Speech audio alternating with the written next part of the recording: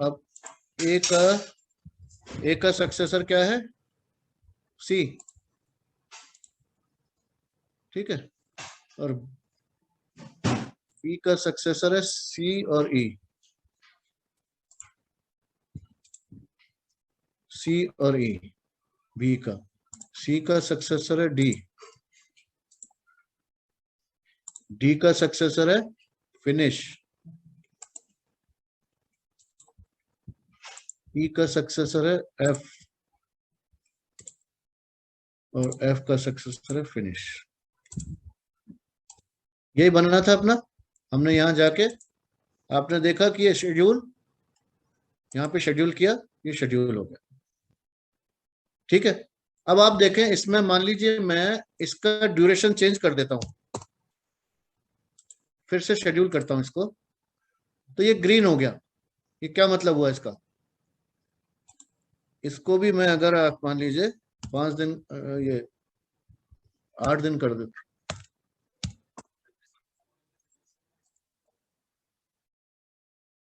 क्या नहीं आ रहा? अच्छा, आपके क्या आ रहा है? नंबर्स आता है ना। तो अभी ये देखिए, अब हम जाएंगे, चलो आपने ये बात छेड़ दी इसलिए अपन इस पे आ जाते हैं। कुछ कुछ है ना, कुछ हमें सेटिंग करनी होती है, क्या देखना है हमें उसके लिए। तो ये एडमिन पे जाएंगे, एडमिन प्रेफरेंस, एडमिन प्रेफरेंस में देखेंगे आप जनरल में, तो ये कोड सेपरेटर है, स्टार्ट ऑफ द वीक, अभी ये मंडे ले रहा है ना, मंडे ले रहा है by default. Code separator by default ये है, आप चेंज कर सकते हैं इसको। एक्टिविटी ड्यूरेशन बाय डिफॉल्ट हमने 5 डे दे रखा है अभी, है ना, 5 डे दे रखा है। अभी ये 5D ही आएगा इसमें, क्योंकि कहीं ना कहीं हमने इसको 5D कह रखा है, डे को कहीं ना कहीं कह रखा है। अभी चलते हैं वहां भी। ये पॉइंट क्लियर है एडमिन प्रेफरेंस वाला। अगर आपको डेज ट्यूसडे शुरू करना हो, या संडे शुरू करना हो, या सैटरडे शुरू करना हो, जैसे गल्फ में फ्राइडे छुट्टी होती है, तो मे बी सैटरडे शुरू होता होगा वहां वीक, तो वहां वो शुरू कर सकते हैं, ठीक है। ये है डेटा लिमिट्स। डेटा लिमिट्स क्या है? Specify the maximum number of levels for trees. Trees का मतलब समझते हैं आप सभी? तो हमने ईपीएस बनाया था, जो कंपनी था वो फर्स्ट लेवल था, फिर डायरेक्टर्स आए सेकंड लेवल पे, फिर वीपी आया थर्ड लेवल पे, फिर जीएम आया फोर्थ लेवल पे, like that there is a organizational tree. EPS में आया, कंपनी आई फर्स्ट लेवल पे, कंपनी के जो एफएमसीजी और पेट्रो और ये है, ये सेकंड लेवल हुआ। एफएमसीजी में आपने 4 पार्ट किए, वो थर्ड लेवल हुआ। उसके बाद भी ईपीएस है। तो कितने लेवल तक आप चाहते हैं कि एक प्राइमरी आपको फैसिलिटी दे? तो 2020 तक कर रखा है अभी हमने बाय डिफॉल्ट, ये है ना। कभी भी जरूरत इसकी पड़ेगी नहीं आपको, है ना। 20 is too high a number, too high a number. लेकिन ये बात समझ में आ गई क्या? बात समझ में आई आपके, नहीं आई? Yes sir. देखो, एक मैं इसको समझाता हूँ। ये 20 की जगह मैं अभी 2 कर देता हूँ, मान लीजिए 2, ईपीएस को 2 कर देता हूँ, ठीक है, क्लोज कर दिया मैंने। अब मैं ईपीएस पे जाता हूँ, एंटरप्राइज पे, तो अब आप देखेंगे दूसरे लेवल से आगे नहीं जा रहा है ये। मैं मान लीजिए अभी आपने न्यू न्यू इस पे, अगर मैं न्यू ईपीएस डालना चाहूँ ना इसमें, तो ये ले नहीं रहा है, नहीं ले रहा ना। ये बात समझ में आई क्या? पहले तो ये बताओ। Yes sir. मतलब अब ये 2 से आगे लेवल नहीं, ये 14 नंबर नहीं ले रहा ना।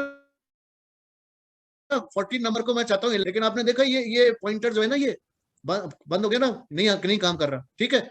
अब मैं इसको डिलीट कर देता हूं, और फिर से एडमिन प्रेफरेंस पे जाता हूं, एडमिन प्रेफरेंस और डेटा लिमिट्स पे जाता हूं, और इसको मैं 4 कर देता हूं, ठीक है। अब मैं वापस से एंटरप्राइज पे जाता हूं, और अब मैं यहां पर 11 वाले में अब ऐड करना चाहता हूं, ऐड, और इसको अब ये आ गया ना यहाँ पे। फिर मैं इसमें एक और ऐड करता हूं, है ना। अब इसकी लिमिट 4 की है, तो 4 कहां से आ रहा है? ये 1 2, ये सेकंड लेवल है, ये सेकंड लेवल चल रहा है।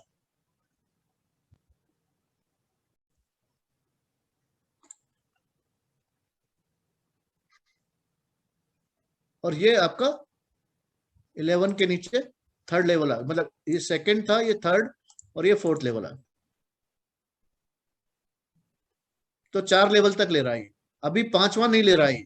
मैं फिर से जाता हूं, वहां पे क्लोज करता हूं इसको, इस पे जाता हूं, एडमिन एडमिन प्रेफरेंसेस पे जाता हूं, डेटा लिमिट्स को मैं अभी इसको 6 कर देता हूं,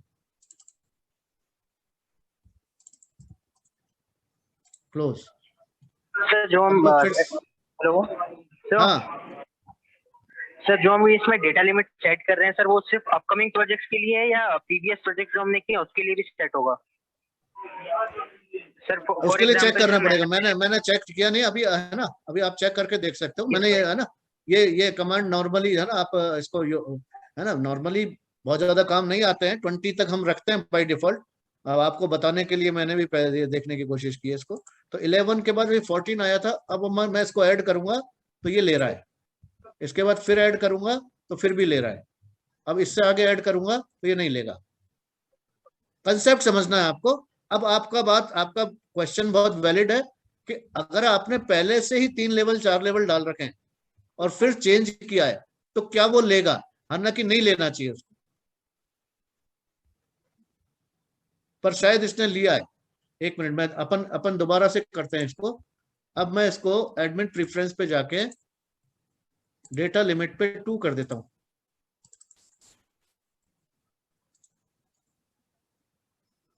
तो एंटरप्राइज पे जाते हैं अगर हम,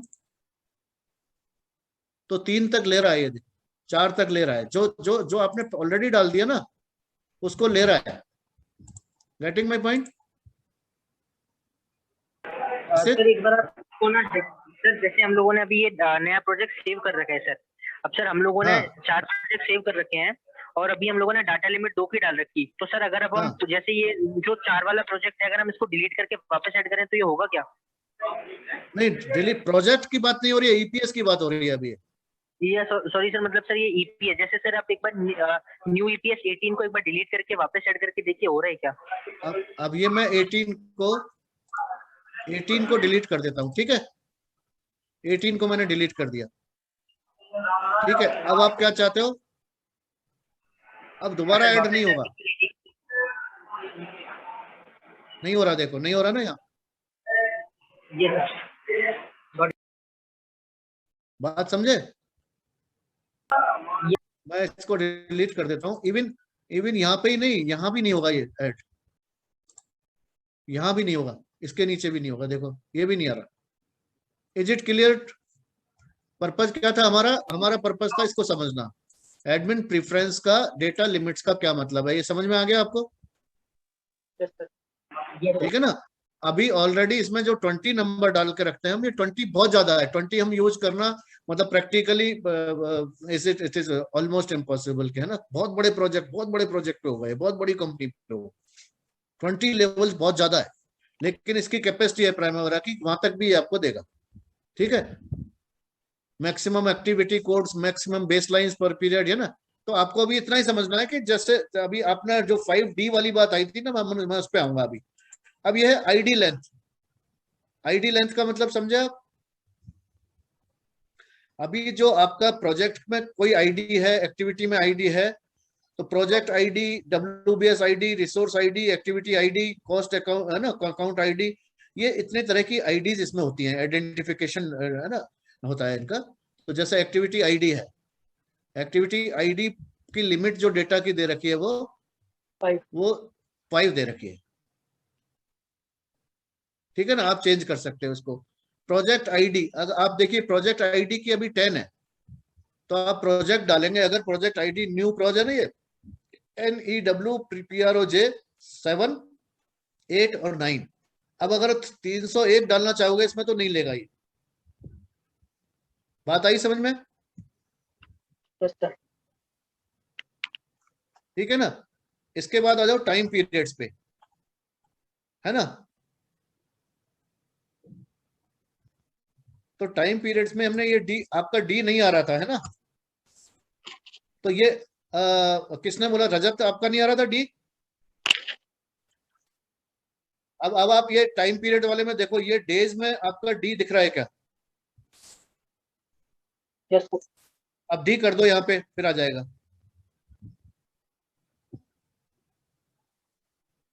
ठीक है, अब देखो करके आ गया क्या?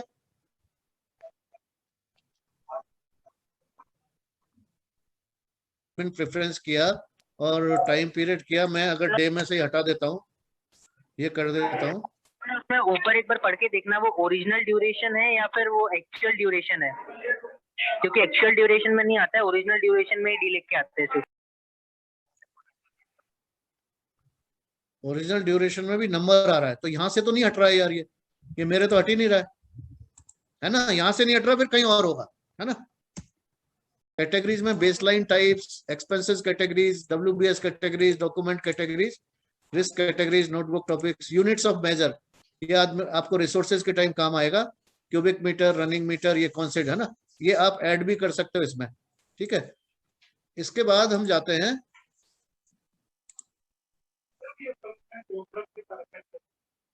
एडिट पे, यूजर प्रेफरेंसेस पे। यूजर प्रेफरेंसेस पे जाओ,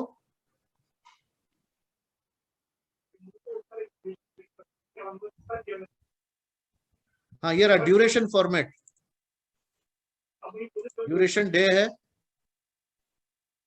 शो ड्यूरेशन लेवल, यहाँ पे आ जाओ, यहाँ मिल गया इसको, है ना। यूजर प्रेफरेंस पे जाओ, एडिट में जाओ, यूजर तो प्रेफरेंस वो पे जाओ। एग्जांपल में आपके जैसे पहले डी लिखा हुआ रहता ना 10D।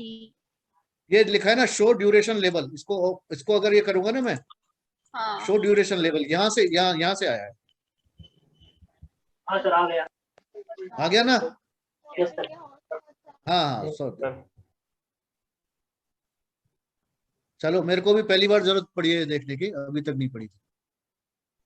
ठीक है ना, तो ड्यूरेशन लेवल, लेकिन मेरा पर्पज ये आपको बताने का, एक्सप्लोर करोगे तो आपको चीज मिल जाएगी, है ना, इसमें यू विल गेट एवरीथिंग। जो अगर यहाँ पे डी आ रहा है तो वहां भी आएगा, डी हटाना ये तो है ना, सॉफ्टवेयर तो वही करेगा जो आप चाहोगे करना उसको, है ना। आप जो फीड करोगे, जो डेटा दोगे इनपुट, इनपुट पे डिपेंड करेगा। तो आपने अभी अभी हमने तीन कौन कौन सी चीज देखी अभी?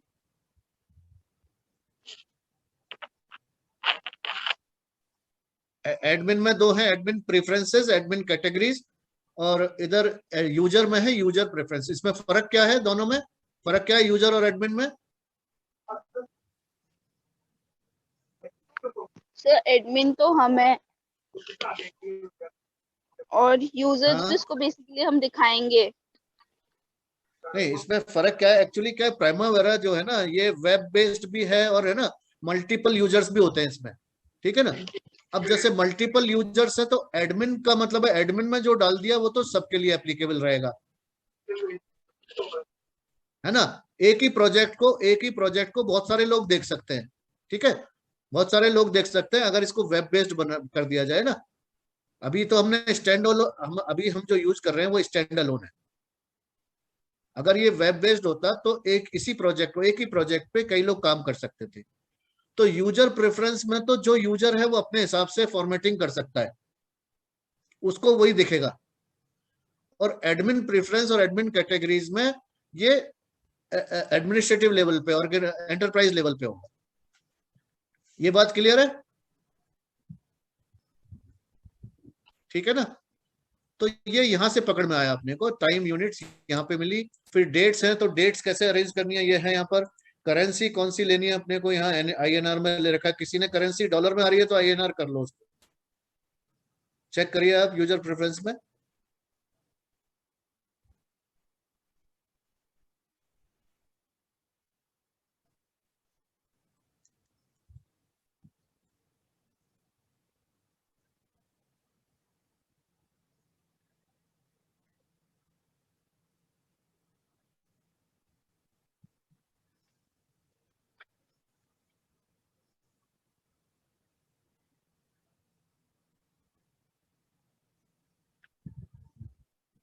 सर इसमें INR का ऑप्शन नहीं है सर।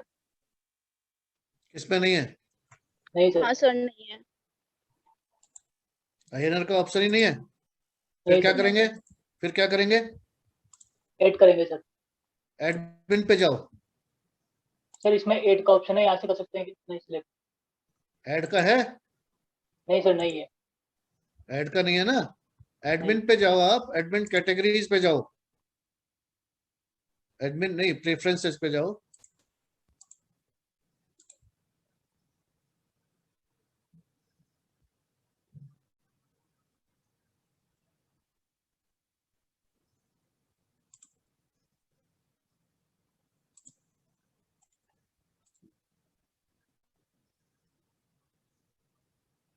करेंसी कहाँ पे आया था अभी यार?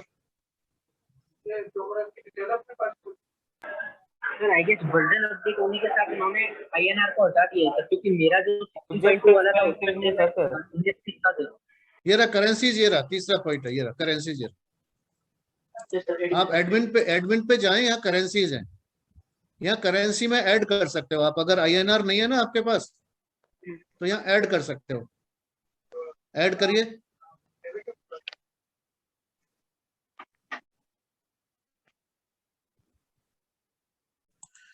जैसे अभी मैंने यहाँ एक्टिविटी ऐड की, ये इसने कुछ भी नहीं पूछा, एक्टिविटी ऐड हो गई ना। अब अगर मैं यूजर प्रेफरेंस में ये न्यू एक्टिविटी विजार्ड को ओके कर दूंगा, अब अगर मैं एक्टिविटी ऐड करता हूं तो ये देखिए क्या पूछ रहा है। हाँ सर, ये तो नॉर्मली आ रहा है। आपके ये आता है या नहीं आता है? आ रहा है सर। है ना? तो कई बार अपने को लगता है ये बार बार डिस्टर्ब करता है, तो इसको हटाना है तो कैसे हटाएंगे? सर वो नीचे ऑप्शन आ रहा है, do not show this wizard again. User preference पे जाएं और ये इसको भी हटा सकते हो यहाँ से, जो ना तो आएगा ही नहीं। ठीक है। और दूसरा आपने बताया कि अगर ये एक्टिविटी ये दिखाया इसने, आपने डोंट शो विजार्ड, ठीक है ना?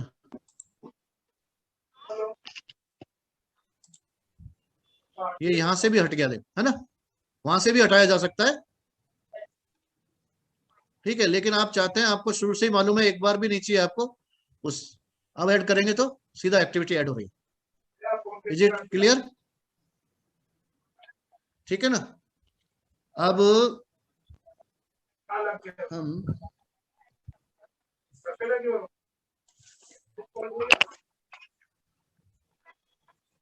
हम वर्क ब्रेकडाउन स्ट्रक्चर क्रिएट करते हैं, है ना? तो एग्जांपल लेते हैं वर्क ब्रेकडाउन स्ट्रक्चर में।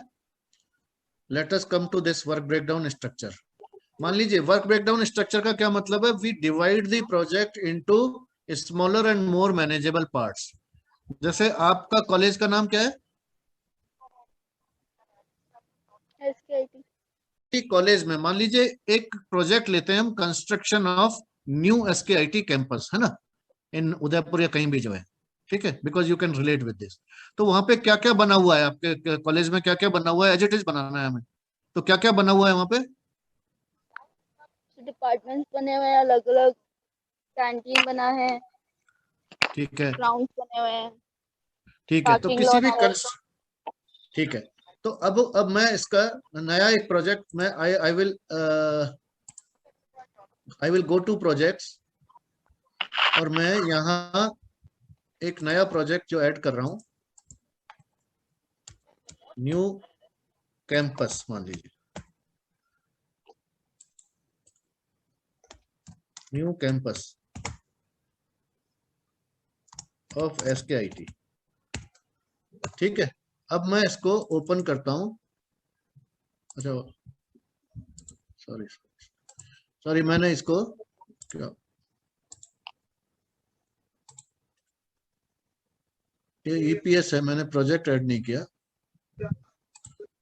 मैं ऐड करता हूं project.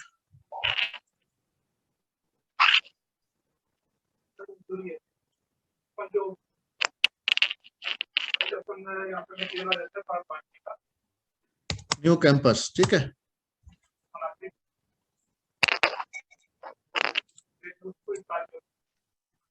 New SKIT campus. Is it clear? अब मैं इस प्रोजेक्ट को ओपन करता हूं। Open the project. ठीक है, न्यू SKIT प्रोजेक्ट, ये प्रोजेक्ट ओपन हो गया। प्रोजेक्ट्स पे गया मैं, सो वो न्यू प्रोजेक्ट ऐड ही नहीं हो रहा, वो एक्टिविटी में जा रहा है बार बार। नहीं प्रोजेक्ट उस पे जाओ ना, प्रोजेक्ट्स पे जाओ, प्रोजेक्ट्स विंडो पे जाओ। अच्छा एक मिनट। आपको जो प्रोजेक्ट ऐड करना है तो प्रोजेक्ट विंडो पे जाना होगा, WBS ऐड करना है WBS विंडो पे, एक्टिविटी ऐड प्रोजेक्ट करनी पे है एक्टिविटी। एक्टिविटी नहीं, ये डायरेक्ट प्रोजेक्ट पे। हाँ प्रोजेक्ट्स पे जाओ, प्रोजेक्ट्स की विंडो खोलनी पड़ेगी आपको, प्रोजेक्ट्स है ना, यू है, और या फिर ऐड प्रोजेक्ट पे जाओगे, यहाँ पे ऐड प्रोजेक्ट यहाँ से आएगा। अच्छा हाँ। ओके, अब हम पूरे प्रोजेक्ट को, नॉर्मली क्या होता है कंस्ट्रक्शन प्रोजेक्ट में, वी हैव 3 फेजेस। एक चीज याद रखें please, it's not only a civil project, it is applicable to mechanical, electrical, all projects. Because मैं इसकी जगह ये कह सकता था new pipeline from Jamnagar to Loni, ठीक है, या कोई और मैं प्रोजेक्ट है ना, कोई पेट्रोलियम प्रोजेक्ट ये कहता था तो मैकेनिकल हो जाता है एकदम, ठीक है। तो हमको प्रोजेक्ट को प्रोजेक्ट की तरह समझना है, किस फील्ड का है वो, we are trying to learn project management, not civil, mechanical और इलेक्ट्रिकल। एज लॉन्ग एज हमें समझ में आ रहा है हम कोई सा भी प्रोजेक्ट उठा सकते हैं, ठीक है, because it is very visible, इसको जल्दी समझ सकते हैं हम इसलिए। तो किसी भी इस तरह के प्रोजेक्ट में, कंस्ट्रक्शन में, अगर कोई प्लांट कंस्ट्रक्शन हो रहा है तो मैकेनिकल वाले का ज्यादा काम होगा, कोई अगर कैंपस कंस्ट्रक्शन हो रहा है तो सिविल वाले का ज्यादा होगा, इलेक्ट्रिकल मैकेनिकल का थोड़ा कम होगा, लेकिन जीरो नहीं होगा।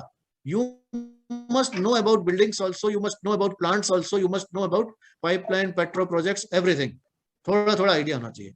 तो अब हमने इसको पहले 3 पार्ट में, 3 इसको WBS पे जाएंगे, वी गो टू WBS, ठीक है। और हमने जैसे अभी ये ऐड किया था, WBS ऐड कर देते हैं हम, एक WBS ऐड किया, फिर दूसरा किया। अब WBS में एक चीज नोट करेंगे आप कि ये बार बार ये एक लेवल आगे चला जाता है। जैसे ही मैंने दूसरा ऐड किया तो ये इसके नीचे आ गया, मुझे इसको बराबर पे लाना है तो यहां से लाना पड़ेगा, फिर ऐड किया और बराबर पे लाया। तो मैंने पूरे प्रोजेक्ट को 3 पार्ट में डिवाइड किया है। अभी मैं इसका लेआउट चेंज कर देता हूं, कॉलम्स पे जाके कस्टमाइज कर देता हूं इसको, और कस्टमाइज करके रिस्पॉन्सिबल मैनेजर हटा लेता हूं, मैं अभी नहीं डाल रहा, टोटल एक्टिविटी भी ये WBS नेम, ठीक है। तो WBS नेम पे आ जाता हूं मैं, तो ये हो गया इंजीनियरिंग या डिजाइन कह देता हूं मैं इसको, design, design, procurement and execution. EPC नाम सुना होगा, डिजाइन या इंजीनियरिंग है। Sir what is the mean of procurement? Procurement का हाँ बताता हूं मैं आपको, कोई भी प्रोजेक्ट होता है, मैकेनिकल हो, सिविल हो, इलेक्ट्रिकल हो, है ना, कोई भी प्लांट इंफ्रास्ट्रक्चर प्रोजेक्ट है ना, आप समझ लो कि कोई रिलायंस को कोई रिफाइनरी लगानी है, किसी को और कुछ लगाना है, तो कोई भी प्रोजेक्ट को 3 पार्ट में बांट सकते हैं हम, EPC कॉन्ट्रैक्ट बोलते हैं इसको, इंजीनियरिंग, प्रोक्योरमेंट एंड एग्जीक्यूशन, ठीक है। अभी बहुत ज्यादा इसकी डिटेल में नहीं जाएंगे अपन, बाद में लेंगे इसको डिटेल में, लेकिन अभी बेसिक समझ लो इसके कि ये 3 मेन फेजेस होते हैं इसके। डिजाइन का मतलब समझ में आ गया आपको भाई, पहले सबसे पहले चाहे चाहे मैं आपको इसको मकान से समझाता हूँ, आपका खुद का मकान है मान लीजिए, तो खुद के मकान में सबसे पहले डिजाइन का काम आएगा, है ना, डिजाइनिंग ऑफ द हाउस, ठीक है। और प्रोक्योरमेंट का क्या मतलब है, प्रोक्योरमेंट का मतलब है आउटसोर्सिंग ऑफ सर्विसेज, मटेरियल, है ना, एंड कॉन्ट्रैक्ट्स, कॉन्ट्रैक्ट्स भी आ जाता है। तो आप डिजाइनिंग के बाद प्रोक्योरमेंट आएगा, यानी मटेरियल कहां से लिया जाएगा, कॉन्ट्रैक्टर कौन काम करेगा, वो प्लानिंग होती है इसकी, वो प्लानिंग होती है प्रोक्योरमेंट। और एग्जीक्यूशन का मतलब है एक्चुअल एग्जीक्यूशन, यानी किसी भी बड़े प्रोजेक्ट में एक डिजाइन डिपार्टमेंट होता है, एक प्रोक्योरमेंट डिपार्टमेंट होता है, और एक एग्जीक्यूशन यानी कंस्ट्रक्शन डिपार्टमेंट होता है, ठीक है ना। डिजाइन, प्रोक्योरमेंट, कंस्ट्रक्शन या इंजीनियरिंग, EPC है ना, ये इंजीनियरिंग, प्रोक्योरमेंट एंड एग्जीक्यूशन के साथ मैं इसको कंस्ट्रक्शन भी लिख सकता हूँ, ठीक है। तो अब मान लीजिए SKIT का नया कैंपस बनना है, तो सबसे पहले कैंपस का डिजाइन, मास्टर प्लान बनना है। अब इसको एकेडमिक ब्लॉक, ये जो है आपका हॉस्टल ब्लॉक, इसका रिक्रिएशनल ब्लॉक, इसके बाद स्टाफ क्वार्टर्स जो है, लाइक दैट 3-4-5 पार्ट्स होते हैं किसी भी एजुकेशनल कैंपस के, ठीक है ना। किसी भी एजुकेशनल कैंपस के 3-4-5 पार्ट होते हैं, है ना। तो लेकिन वो सबसे पहले हम उस पर नहीं जा रहे अभी। अभी पहला है डिजाइनिंग, फिर हम प्रोक्योरमेंट करते हैं, यानी प्रोक्योरमेंट का मतलब है, तो वो सबकी प्रोक्योरमेंट प्लानिंग होती है। ये पूरे प्रोजेक्ट पे चलता है, डिजाइन भी पूरे प्रोजेक्ट पे चलेगी, प्रोक्योरमेंट भी पूरे प्रोजेक्ट पे, एग्जीक्यूशन भी, ये फेजेस हैं, ठीक है ना। ये प्रोक्योरमेंट का मतलब समझ में आया क्या, पहले ही बताओ।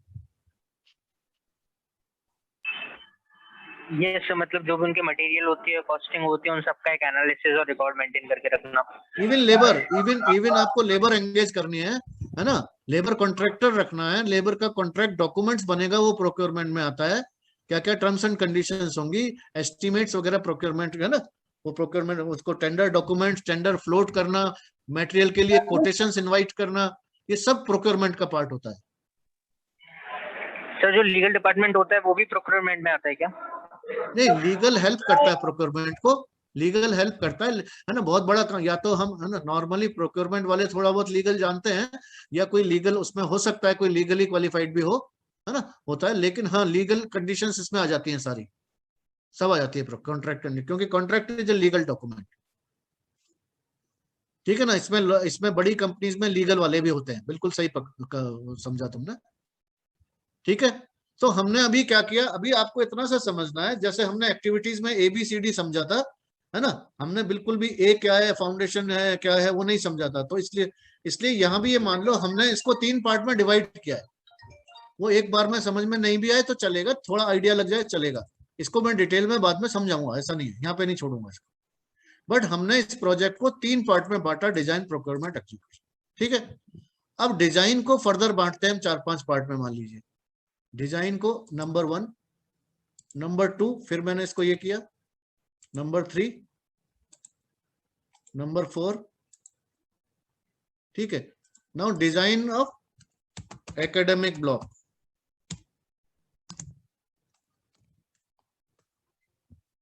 डिजाइन ऑफ हॉस्टल ब्लॉक,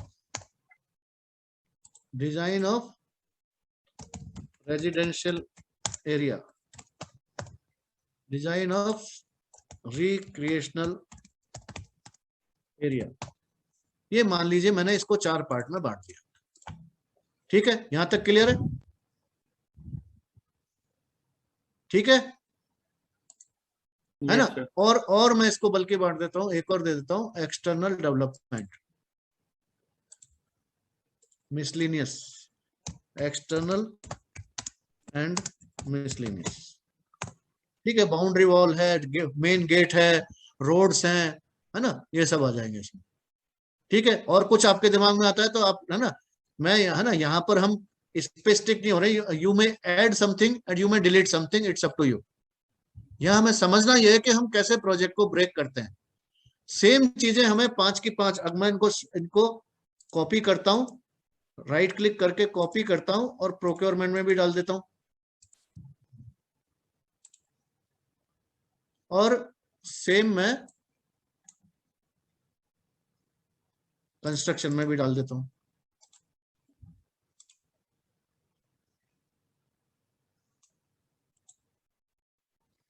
तो ये मेरा वर्क ब्रेकडाउन स्ट्रक्चर बना। इसके बाद भी मैं और ब्रेक करूंगा, इसके बाद क्या होगा, एकेडमिक ब्लॉक है, इसमें भी मैं ब्लॉक करूंगा।